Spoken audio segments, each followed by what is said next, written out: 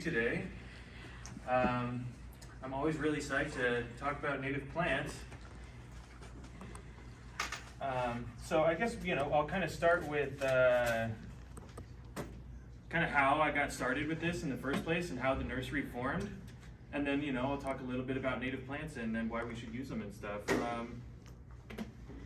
The first picture on the slide mostly is just some accompanying photos and stuff. This is the Penstemon spectabilis that we just saw a minute ago, right? And at my nursery right now, and for the last year, maybe besides milkweeds for monarch butterflies, which everyone's very aware of, right? This is probably the other best-selling plant at the nursery, right? Every time someone sees them there, they can't help but take one home. And they're incredibly drought tolerant. I mean, these are growing in so a huge population in the wild out in like San Pasqual, outside of Escondido, further inland, right? So I mean, these are pretty tough plants, but yeah, I mean, my interest in native plants and in horticulture really started from an environmental concern first before it really turned into a horticultural nursery operation. So I mean, I was always, concerned about the environment, concerned about climate change growing up, hearing about it and stuff, right? And having family members who worked in mitigation, land mitigation. So that's real estate for preservation purposes, for conservation, right? Mostly having to do with our environmental quality, CEQA, California Environmental Quality Act and stuff, right? So, really, it's a little bit of luck and proximity to some certain people and stuff, right? So my father worked in this environmental real estate, so I'm out in the hills, right? We're looking for certain endangered or rare species that, warrant some action under the Environmental Quality Act, right? If someone constructs homes, they're gonna have to preserve habitat somewhere else to make up for what they've destroyed, right? Usually only if there's a certain few particular species, but it was an introduction to this kind of thing, right? So I took botany at Palomar College before transferring to UCSD through their transfer program. I think about the last year they still did that. And, learned a little bit about traditional botany and horticulture through schooling and stuff. Palomar College in particular, I can't, recommend high enough. But essentially I left college wanting to work in the environmental field, wanting to do something to help the planet a little bit, and that's where my interest came from first, before I really learned about native plants. Now, trying to find a job in the field was really tough, and that's where my story really begins, because it was either piecework, which, hours may be very infrequent. You might not know if you're gonna work that week at all, or the next week you'll be busy, or otherwise I did actual habitat restoration work in the field. I got a little bit of that, which was, $15 an hour, spraying Roundup, and working with the machete and removing all these invasive plants, which is the flip side of really learning about this stuff is, all these amazing plants that are native to our region. The flip side being, obviously all these invasive plants that have come from a few other regions with a similar climate to us. So things that you're probably aware of like mustard, eucalyptus, ice plant on the coast, right? All happening to be from the Mediterranean, South Africa, or, the coast of Australia, where they have similar climates to us, which we can see some plants, in our gardens that are, grown from those other regions. We're great. We're excellent in this climate, but a small fraction of them just go wild and they've taken over hundreds of thousands of acres of habitat. So part of learning about this was learning, what's native and what isn't, allowed you to really understand and diagnose the health of the environment around you. And once I realized that, I realized there's these just endless huge fields of mustard and stuff are everywhere. So we've really lost a lot of habitat. It was kind of I've heard people describe it as a little bit of a curse learning about that as well, because you learn about all these wonderful, amazing, unique plants that are local to our area, but you've also learned about how much we've lost. Like our grassland, for instance, we have like about 1% left, right? Other habitats have survived a little bit better, but essentially I got into some of this work, but it was pretty brutal work. Habitat restoration, I did that for about 6 months, I'll be honest, before I'm tired of, working in a full hazmat suit spraying Roundup. Oh my and gosh. Of course, those lawsuits came out around the same time as well. But I was just tired of, filling my glove up with sweat to the second knuckle and, walking around with a big backpack. It's moisturizing to your skin though. True. I was looking pretty pruny most days after that. And blue from Roundup staining my clothes and everything. So essentially, you know, I worked some of these jobs. I didn't have a ton of great options. And, you know, I found kind of, you know, over time, what my passion was really for was growing the plants themselves, right?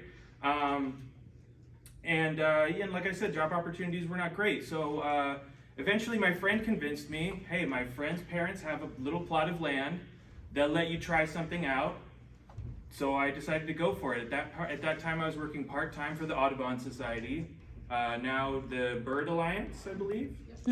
And maybe a day or 2 days a week, and then starting to do a little landscaping with native plants and experimenting with growing them on my own. And this was like a less than a quarter-acre property. It was really tiny, you know, and I think my friend's parents didn't expect me to be there for too long either. So eventually I kind of moved on to the next stage of this. I kind of used it as a test plot, more or less, to kind of build up some experience. But this was all just kind of built from the ground up, just trying things out and reaching out to different organizations around me to try and learn stuff. But most of the native plant knowledge, a basic of biology and horticultural knowledge I learned through UCSD, Palomar College, and a little bit of study abroad. But for native plants, the vast majority of that I had to learn outside of school because there just wasn't a lot of information on it, right? Maybe one ecology class where we did field trips and had to take sketches of plants and animals that we saw around, but that's one class out of my entire college career. So what I did was I started this test plot. By the time I realized the test plot was not going to be big enough, I had to go ahead and move on. And at that point I was in Fallbrook, which is where my friend's parents lived. And every day going there, I drove past Fallbrook Land Conservancy. So one day I saw a gathering of people there and decided to drop in and started volunteering with their organization. So what I did is I just volunteered for habitat-focused organizations there in Fallbrook, eventually hoping some fine people like yourself who have a little bit of free time and a little bit of free income, possibly some land, and volunteering with their organization, I was eventually introduced to someone who had a parcel that was willing to lease to me. So, and you know, that's where the community part of it really comes in, is that I worked with people who knew I was focused on the environmental concerns and growing these plants for habitat first. So that lent me a ton of support that I don't think I would have gotten in a traditional business sense, where my business is focused on, you know, growing whatever the most popular species are, the easiest to grow and the largest number of species. I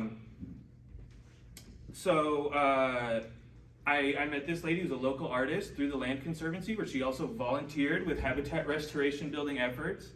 And she offered me an incredibly generous lease offer, which included, you know, landscaping her property and turning the rest of the areas I wasn't using back into nice habitat themselves, right? So someone who believed in the mission was able to work with me on that, give me a nice lease offer, and that was about a little over 2 years ago. So since then, I've continued to work with Fallbrook Land Conservancy, among other organizations like the Chaparral Institute, Temecula Valley Native Plant Network, the Sierra Club, Rotary Club, Native Plant Society, working with Cal State San Marcos University and some of the professors there, Escondido Creek Conservancy, right? These are all organizations that depend like largely on volunteers or have a few staff members, right? These were the places I couldn't get hired when I was first looking for a job because they maybe employ 5 people and then depend on a network of volunteers to help get their projects done, right? But these are all people who believed in what I was doing and were willing to donate. So I've received donations of lumber and materials. You know, I've received tons of native seeds, right? So collecting seed to grow all these plants, right? I had to form relationships with private property owners or the Land Conservancy that would allow me to go and collect seed from their land and bring it back and grow it, or other native plant enthusiasts and my peers who had collected seeds but didn't have a place to grow them in volume, and they would donate them to me, right?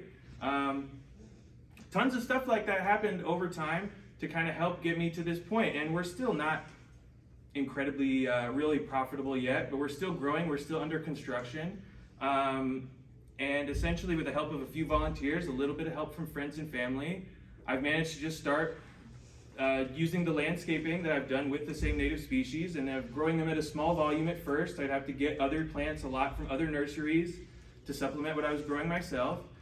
Landscaping and helping consult with people to plant this stuff in their own yards, and that allowed me to get money to buy lumber and steel and continue to build on site at the nursery, right? Where we have, like 1.3 acres to try and get covered up with greenhouses and stuff. So that's been in the last 2 years. I mean, I'll just flip through a couple more photos of some fun natives and stuff that we've been growing. This one on the right, Kekiella antirrhinoides. This is really similar. It's in a different genus than the Penstemon spectabilis you saw earlier. A nice yellow flower instead, but this is a chaparral species, so 6 to 7 foot. Right, reliably losing leaves in summer, but coming back really nicely in spring at this time. It's really a showstopper with that huge size. But these are all things that, doing habitat restoration work, doing some of the grunt work, removing weeds and stuff from the environment, is where I ran into these plants in the first place, running into these in the wild and being amazed that something like this grew wild in San Diego, not to mention all the other stuff, The other one here that's another Solanaceae, Solanum xanthii, or chaparral nightshade. So nice for shady spots. There's like kind of long blooming nightshade flowers. They have a little droop to them. This is not native. Yeah, essentially we really tried to kind of build it from the ground up in a different way than a traditional nursery for profit, right? So we don't have to be incredibly profitable right now, because we've got so much support. We've had entire greenhouses donated to us, right? We've had a lot of seeds and stuff, networking and other, event stuff, right? The Sierra Club invited me to their executive committee for the local North County chapter. And this is all just after slow building and meeting with people in the local area. Bladder pod, this is a really cool one. We grow a ton of these. Super drought tolerant. I always like to say it grows from here to Bakersfield, Fresno. So, right, we got a couple chuckles for that. That's a pretty tough plant. Edible flowers, nice kind of light pale green color, right? Very reflective to sunlight, so it stays pretty evergreen even in that hot weather. Great for hummingbirds, and a really long blooming season too. So it blooms into the summer and stuff. I just fell in love with the diversity of our plants in San Diego County, and I started realizing through this work, wow, we have more endangered species than any other county in the continental US. So in the United States, the only place that has more endangered species than right here is Hawaii. Wow. I was always interested in nature, interested in gardening, interested in culinary stuff, right? But getting deeper knowledge of our local ecosystem and plants just opened up a whole new world of stuff to me, right? You learn more about indigenous and local culture, right? You learn about all kinds of culinary and fragrances culinary options and fragrances that, weren't available to you prior, right? The obvious benefits of helping the wildlife, right? You get more wildlife interacting in your yard and stuff too. Different stuff for cut flowers. Penstemon spectabilis actually doesn't work too bad for that as well, right?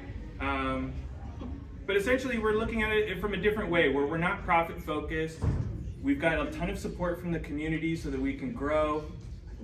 And we collect and we grow mostly from seed as well. All right, a lot of other nurseries grow primarily from cuttings. The further we looked into it, we think that the genetic diversity of your plants is important as well, too. So while we grow some stuff from cuttings, we try to grow as many things as we can from seed, right? So you get the nice natural variation and adaptation to your local environment, right? And from here I can just kind of go into the native plants themselves, right? I mean, the basic overview and stuff. The watering, like people have mentioned, is super low, right? My typical regimen is once a week for establishment. That's your absolute maximum watering. So when I help people install or landscape or do consulting, I typically don't advise they even put in irrigation. If you're going to get out into your garden at least once a week, which I think hopefully probably that's all of us here, right? So, let's say we were planting at this time of year, I'd water once a week until summer's over. That's one of the ways I like to describe native habitats is if people are familiar with East Coast gardens or Midwest gardens, so my family's in Omaha, Winter, everything's dormant, your plants lose leaves, your bulbs and stuff go underground, your garden is a little bare and you know, dormant until spring comes, right? Here in California, we can just think of it as reversed. That's the easy way to think of it. It's summer instead of winter. And it's not as harsh and all-encompassing either, right? So if plants lose their leaves, if they go underground, most of the time it's going to be in summer instead of winter in California. That's the general vibe. But a lot of these plants will only shrivel up their leaves a little bit, lose a few, or be completely unaffected. And we have a lot of evergreen stuff that will go right through the summer anyhow, right? But part of it is that we have, you know, more species of plants than any other state as well, right? So across the state, you know, there's a tremendous variety of plants out there, right? And part of the problem I saw was just that there weren't as many people offering them. We have really, you know, they're no competition to me. We're all working together towards the same kind of goals. There's Tree of Life in San Juan Capistrano, which unfortunately is closing. They're the biggest native plant grower in the state as well as our local area. And then we have Moosa Creek, which is in Hidden Meadows, north of Escondido. I'm not sure if they typically are open to the public, but they are the ones that distribute native plants to most of the other nurseries around here. So like Green Thumb, Armstrong, they'll have a section of Moosa Creek plants. The only thing that I try to offer at the nursery is that they may not always have someone who's familiar with the needs of native plants at those nurseries because they are used to the more traditional garden species, right? So that's why I'd say come and visit us, or we can chat with you. There's also Neil's Nursery in Encinitas, which is a small one. She's not a big producer. I think she mostly resells from the rest of the county. She grows some of her own stuff as well. And then there's Native West, which is in like Chula Vista, so a little bit closer to the border on Saturn Boulevard. But that leaves basically 2 other producers in the county, and they're much bigger than myself, so we're trying to grow and expand as much as we possibly can right now. We wanted to focus more on local rare species that other people weren't growing, but we realized that there's just too much demand. We can't keep anything in stock regardless of what it is, right? And these are things that people are using more often, right? Encinitas just passed an ordinance requiring large new developments that are private, and I believe almost any public developments are going to be required to use native plants, right? But one of the issues is that I don't know that the supply can keep up with the demand right now, especially with the largest nursery in the state closing, right? We have received some plants and stuff from them, but this is just more cool examples of different stuff, right? So really, besides more obvious things like wetlands, like rivers and high water areas and oak woodlands, are kind of our 2 big habitats around here are coastal sage scrub and chaparral, right? So, you know, the easy way to define these is, you know, a lot of these plants that we showed that were native, like your sages and stuff, they obviously fall into sage scrub category, right? I like to think of them as mailbox height. Maybe 4 by 4 is kind of a common dimension for most of these shrubs. They'll form low mounds, right? And this is common habitat that we see all over the place, right?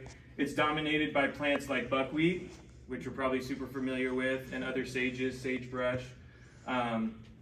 Sometimes those plants are so dominant they can make up 80% of the plant cover. So an easy way to design gardens for people that are surefire, you know, no-fail gardens is just to include the regular local species that grow around our area, right? And we have such a variety of them. You can water once a week until summer's over. And after that, you're going to back off to once every 2 weeks. And after your plants, you know, increased noticeably in size, maybe doubled in size or more, right? Summer's over. You've been watering once every 2 weeks. You're going to back off to once a month or nothing if you prefer, right? So these plants grow wild and you know, all over the county, right? I'm sure we could see them on the hillsides right around here as we leave. What are those? This is ceanothus or lilacs, right? So this is what this is part of the other category, which I'm going to get into, right? So the coastal sage scrub, these are those kind of low-lying mounded plants. We see them all over the place, including buckwheat and the sages and stuff like that. They may go more dormant in the summertime, right? They're going to respond to summer drought. That's why you may want to water them once a month. Once your plants are established, once a month water. We're not counting any months in which it rains. So we're only watering a few times a year at that point. And this is why I don't advise people building a new garden to bother with all the irrigation that you eventually will not use, right? And keeping out the plastic from our environment too, right? So if you can keep that once a week watering up for the first 6 months or so, or until your first summer's over, once every 2 weeks after that, and then maybe once a month if it doesn't rain that month.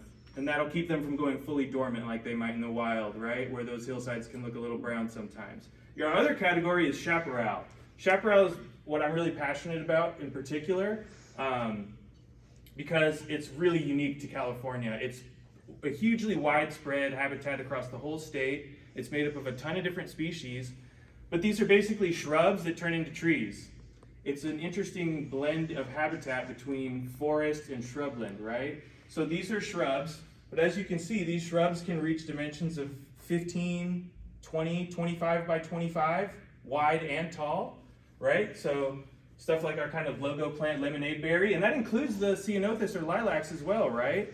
So most of the plants you see back here are, 6 to 7 to 12 feet tall, right? And when they all bloom at the same time, this is what turns our entire hillsides purple and white, right?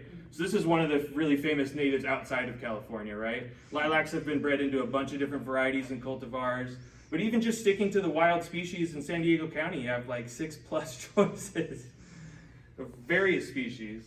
Yeah, absolutely gorgeous, right? The only thing is this habitat is gone from a lot of our local areas, right? I could recommend some trails in particular that kind of showcase this stuff.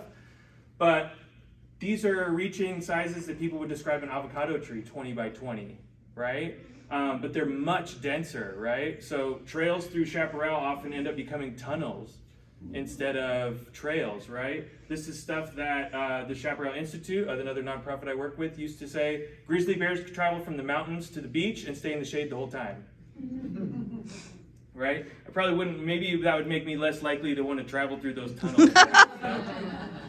But this includes all kinds of amazing species. Lemonade berry is one of my favorites. That's the one you see my girlfriend under over here, right? Which is related to, it's a sumac. So it's related, if people have used the sumac spice in Middle Eastern cooking or za'atar's seasoning mix, right? It's a sour seasoning made from sumac berries, and that's exactly what you can get off of this plant, right? So as part of the networking to, spread the word about the nursery in the area, I've done bartending events for several local nonprofits, including Fallbrook Land Conservancy and the Chaparral Institute, where I'll go out, collect ingredients from native plants, make cocktails, and help them raise funds for their land conservancy and buying more land and stuff. Or winning a recent lawsuit against CAL FIRE this past year that wanted to destroy a lot more habitat than was necessary for fire prevention, right? That's a whole nother animal, right? But the native plant world intersects with so many things, right? Fragrances, floral design, culinary stuff, right? History and culture of, our current region and in the past, right? And indigenous people who live here, right? Helping climate change, helping to fight these species loss and stuff, right? The bees that we're trying to save aren't actually the honeybees. Honeybees are more like livestock, right? They help with our agriculture, right? But they're not part of our wild environment. And actually we have a huge profusion of native bees. We have tons of different native wild bee species that don't conform to what we think of as bees at all. 70% of them are solitary. They don't even live in hives. They make an individual hole and they take care of their young, and that's about it, right? From carpenter bees to bees that make holes in the ground to leafcutter bees like the leafcutter ants you've seen on, documentaries about Costa Rica and stuff like that. Part of what I'm trying to get across is that we have a crazy amount of what you'd think of as wild and exotic right in our own backyards that we might not even notice, right? So edible fruit like the lemonade berries off of these plants, right? I'll take them in a colander, put them in boiling water. The kind of sour paste is on the outside of the fruit, so after a couple of minutes of light boiling, you can take your colander out, remove all the seeds, pulp, and shells and everything, add sugar, and you've got a delicious tart lemonade, right? Kind of a tartness of cranberry, since it's much more related to cashew or mango than it is to any citrus, right? This is just one example, right? Some other fun ones, right? These are ones we're either growing at the nursery now, or we will be growing or have sourced locally seeds for. We're all familiar with milkweed. We have a climbing, vining milkweed, right? So this is great. Chain link fence, it seems like the perfect habitat for this plant, is it'll cover up multiple sections of chain link fence with really slender, fine vines with the same beautiful milkweed flowers as your traditional milkweed, right? So this is still supporting habitat. They're different. Horsetail reeds, right? We have horsetail reeds, which is actually really a fern. It spreads by spores, but they also grow readily underground, right? This is great for a damp area, right? You may have seen these used in landscaping and stuff around here. This is an example of how many plants that you use in traditional gardening, there is either a native that's almost exactly like it or something that will work in those conditions, right? Other favorites, California fuchsia, right? People love low-growing stuff for home gardens and stuff like that. This is a great one, a summer bloomer, obvious hummingbird food, right? I like to say this is one of the plants that reminds you why you should keep your cat indoors, because it's a hummingbird pollinated plant that stays about 2 feet tall. So keep your cat indoors around it, maybe a little bit of a magnet for catching hummingbirds. This is one of my other favorite ones for using in landscaping. Chaparral mallow, Malacathamnus fasciculatus. Absolutely gorgeous pink blooms. They have a little bit of a light jasmine fragrance, and this is on a tall, slender bush of 6 to 7 foot. So they're great further back in the garden for like a tall floral display. They'll even spread underground by runners over time, right? This is Epilobium canum is the scientific name for that one. Right, we have lots of wild succulents too, right? Somebody brought in a clump of ladyfinger dudleya. They're also known as live forevers. These are not able to be, as far as I know, propagated by cut leaves and stuff like your traditional succulents, which is interesting that I'm going to say 95% plus of succulents that we see commonly available are all South African species, right? Mediterranean climate zone, that's why they thrive here, right? But they don't provide habitat value, right? Part of the philosophy here is that your garden can do more for you, right? Instead of just being ornamental and beautiful, it can provide you food, it can provide habitat, right? Not that we need help with property values probably, but I would say it would increase your property value, maybe potentially more than a typical garden, because it is providing habitat for animals at the same time. It has a second purpose beyond its visual purpose, right? We're also trying to grow some rare species, right? So this includes rare and federally endangered species, right? I mean, this is Adolphia californica, so this is a threatened one locally. Not terribly uncommon in North County, but really not seen much outside of it, right? So that's why it's considered threatened. If something were to happen to it here, there's not a whole lot of backup populations elsewhere, right? This is kind of a thorny shrub. It doesn't have thorns per se like a rose, but has branches that terminate in spines, right? So it's not quite as thorny as like a cactus or a rose bush or something, but it's got a little spikiness to it. But it's got a profusion of these cream-colored blossoms in springtime. It's really, really great. And so for having impact on habitat, doing rare local species is even better, right? This is an amazing one that, just like these tropical plants we see on documentaries, right? People across the world will never get a chance to see this or experience it, right? But we have that opportunity to experience these exotic things a little bit if we can change our perspective, right? This is one I'm proud of, particularly recently. This is Perry's tetracoccus. It's a rare one when the common name is, also just Perry's tetracoccus. But this is a gorgeous plant, right? So I was really luckily able to run into a few of these on a local property that I have permission to collect from.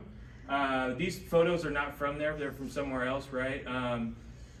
This is ranked in the CNPS, the Native Plant Society's ranking system, right? So you've got extinct, critically endangered, and then not quite critically endangered is where this one is, right? So it's only got one step more to go before it would be extinct. So this is one that native plants, right now the native plant nurseries, we're aimed primarily just to sell directly to the retail, to the public, to you guys, right? That's another reason we don't see this, because the big growers around here, most of their plants go to habitat restoration projects the public doesn't see. So my first opportunity to grow this plant was for Orange Coast Energy in, I want to say Paula, outer Escondido area. This is like a small energy company, and what they did was they accidentally cut down some of these plants around their power line. So they needed to find someone who could grow them 100 more. Exactly. So they could replant them around their power line, right? I didn't get it, but I still managed to grow a few, and so what I did is I had a local landscaping client who's gone through several phases of landscaping already, is familiar with native plants, right? Is interested in continuing to do more. And so I gave her the option to plant these really rare plants on her property, right? It's in an appropriate area. It's only a few miles from where seed was collected in the first place, which is preferable, right? What's hilarious is that no matter how rare this plant is, the person who sent me these photos works for Fish and Wildlife, and this is the plant at her neighbor's property. It was grown up wild, and the landscapers just cut it into a nice little topiary there. What? I had no idea at all how rare this species was, right? But most people wouldn't recognize it, even plant nerds like ourselves, right? And even myself, right? I wouldn't have recognized it without being introduced to it before, right? And this is just a fraction of what's out there, right? If you could tell, I was a kid that was into Pokemon, so this is transformed wonderfully that I just have to have a nursery so I can collect all these different species, right? This is another picture of the Perry's tetracoccus, right? It's a gorgeous shrub, right? It handles trimming and pruning real well. But this is an incredibly rare species that, according to the California Native Plant Society, no nurseries carry at all until I go ahead and rectify that issue, right? So this is a plant that's technically carried by 0 nurseries in the state of California. Wow. Right? But there's a lot of more common stuff, like the sticky monkey flower that she showed you previously. Maybe that's all the photos I brought for today. But the monkey flowers she showed you previously, right? That's a super popular one for gardens around here. People are familiar with lupins. We have like a variety of lupin species, right? Sunflowers, right? There's at least 3 to 4 species of sunflowers are used commonly in gardens from your tall garden sunflower. Those are native to the western side of the United States, right? As well as several bush sunflowers with like hundreds of smaller blooms, right? From species that are just in San Diego County to ones that are throughout all of Southern California, right? So there's just a ton of amazing variety in plants out there that we can use for our landscapes.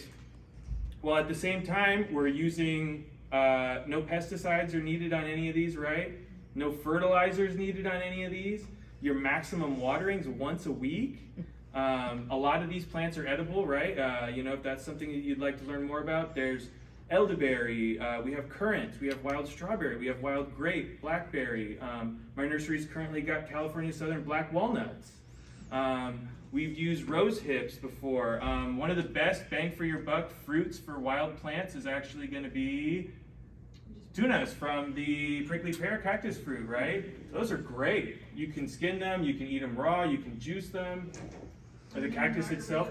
Put them in your margarita. Yeah, right. This is one we've used for our bartending as well, right? So it's native? Yeah, and this is a native species as well, right? Yeah, go ahead. I recently found a native gourd. Native gourd, right? And it had this, I was like, So is it like a very spherical, almost tennis ball, baseball shaped gourd? Right. Right, that's what we like to call coyote gourd, right? There's even 2 species. We're actually growing them currently at the nursery, right? But this is another example, right? So another cool native plant, right? This is kind of a creeping ground cover vine, right? It looks a lot like your garden squash. Right. Grows these little spherical tennis ball sized gourds that I haven't tried them yet. I try to eat everything that's wild before I recommend it to other people. But if you can get to them while they're ping pong sized or smaller, you can just eat them like a zucchini. Otherwise, they'll harden out into like a hard shelled gourd, but which is great for doing other little craft activities and stuff like that with, right? I think we made a couple of them into little jack-o'-lanterns for Halloween. But then again, that also has its specific host species, right? The glorious squash vine borer moth, which I don't have a photo of it right now, but it's an amazing moth with like blue and orange accented colors, right? And that's something that you could possibly host, right? If you plant that plant in your yard, right? So I like to say that the native milkweeds and monarch butterflies is kind of the gateway drug to the native plant world, right? Because we know that monarch butterflies, their caterpillars eat milkweed and only milkweed, and other animals can't eat it, so they've really developed this niche for themselves, right? I believe even a little bit of toxicity of the milkweed plant itself gets passed on to the caterpillars and makes them a little harder to digest for other animals, right? But this is, this is one little snapshot pollinator interaction in our whole larger environment. So while, the milkweeds are really necessary for the monarchs, that's not even the whole picture for monarch butterflies, right? The lemonade berry, which I mentioned before, right? These really big chaparral plants, I believe that's the one that she's standing under there, right? that same one that's providing that delicious edible fruit you can make lemonade out of, right? Or spike it if you'd like, right? It provides winter blooms, right? So naturally, and this is another reason, right, where this whole debate comes in versus the non-native tropical Mexican milkweed versus the native milkweed, right? Research is still coming out, right? But the general thing is it's not as adapted to our climate in our local area, right? So our native milkweeds typically go dormant in the wintertime, right? So they're gonna retreat underground like a bulb. You know, one of the outliers is it doesn't go dormant in the summer, right? Which is generally true. So at that point, all the monarchs should be chrysalis. They should be adults by now, right? The food source has gone dormant. By this time, they should have munched up chrysalis and already turned into adults. And all their food source is gone, right? So at that time of the year in winter, there needs to be winter blooming plants that provide nectar for all these adults right as they come out, right? So lemonade berry works perfect for that. It has winter blooms. The manzanita, the famous red-barked shrub, right? That's another one that has flowers in the wintertime, right? So just providing a variety of these plants that are useful for all kinds of different things already, right? They have edibles, they have, edible stuff. I think like a kind of old school Western European hedge garden or hedgerow garden adapts really well to our local species, right? So wherever I have a chance to, I like doing big hedgerows, trails, pathways, right? That will eventually go up and even close in over your head, right? So that's kind of utilizing this stuff that we have available to us, right? And your hedge could be made of 15 different species, right? Could be lemonade berries, mahogany, we have wild cherry, and include some of these lilacs, right? Long story short, I could keep going on about the different details of native plants, forever. But the idea is that we're running a nursery that's built up a little bit different, that's built with community support, that's not profit focused solely, that has a mission besides that, right? And that's what's allowed us to keep going and get all this support. It's because people can tell we're passionate and we have a point to the nursery besides just making money, right? There's so many points to it, right? Through this is inevitably, you're gonna learn more about our indigenous people and their cultures and stuff, right? These are the people that learned how all these things are edible or medicinal in the first place, right? That's an inevitable fun side effect of this, as well as finding about all these other species that you can use for your gardens, you can eat, you can use in cooking. The sages, again, you can use those in cooking. I used a lot in my Thanksgiving stuffing and stuff, for example. The same sages that we saw from the garden previously, right? So I won't go on too much more, but that's essentially my spiel. And we have there's my logo and stuff, and you guys can scan it. We got the QR code for our website and Instagram. Unfortunately, I'm out of business cards. I just checked this morning. What's But the name of your nursery? the nursery is called Walker's Wildlands. Oh, okay. And where is it? So Walker's Wildlands, we're located in Fallbrook. So we're at 3425 Alta Vista Drive in Fallbrook. Walker's Wildlands. And we've got the full website and stuff, and of course we're on Facebook and Instagram and all that junk as well. And like I said, we try to work with all these other organizations. So we're on the committee for Local Sierra Club. We're working with Temecula Valley Native Plant Network, planting gardens at a retirement home recently, at Lisa J. Males Elementary School in Temecula. Trying to bring native plants wherever we can. We'll be at an Earth Day festival in the next couple weeks as well in Temecula. So, what are your hours and when can people currently visit? The nursery is only open by appointment. Okay. But appointments can be made same day. Someone called me this morning and made an appointment for tomorrow at 1 o'clock. The only reason that is because we still are under construction. We've got, several greenhouses and shade houses going for our new retail area. We hoping to open for regular retail hours sometime fall this year, hopefully.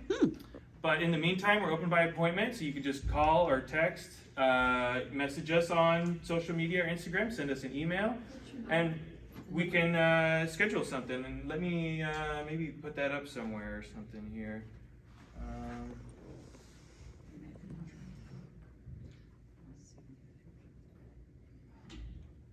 And do you do private gardens?